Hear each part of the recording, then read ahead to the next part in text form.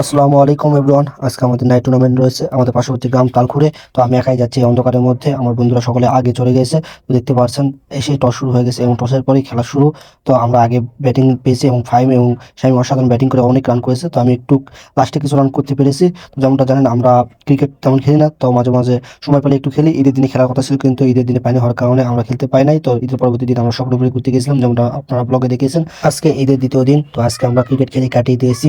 আমার টিমে অতটা কষ্ট করতে হয় নাই, কারণ ফাহিম এবং শামীম সুজাউল অনেকটাই আগেই খেলে ম্যাচগুলো জয়লাভ করে নিয়ে গেছিল। শেষ মুহূর্তে নামে আমি একটু ফিনিশিং দিয়েছিলাম।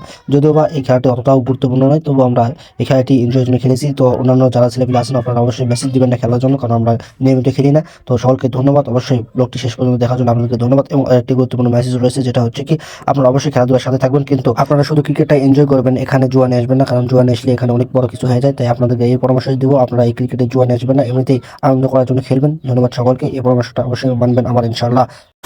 আলহামদুলিল্লাহ আমরা আজকে চ্যাম্পিয়ন হলাম। দেখতে পাচ্ছেন আমার প্রথমে সেই শামীম রয়েছে, আমি প্রথমে একা একা আসছিলাম, তো পরে আমার বন্ধুরা জিত দিয়েছে। যে প্রথমে ফার সাহেব, সাইমন এবং আমার রাসেল মোহাম্মদ রয়েছে, আরও অনেকে রয়েছিল। তো আলহামদুলিল্লাহ আমরা চ্যাম্পিয়ন। অ্যান্ড ব্লগটি এখানেই শেষ করতেছি। সকলে লাইক, কমেন্ট এবং সাবস্ক্রাইব। এবং সাইমুল রানার্স আপ হয়েছে, তাকেও কংগ্রাচুলেশন। তো ধন্যবাদ সকলকে।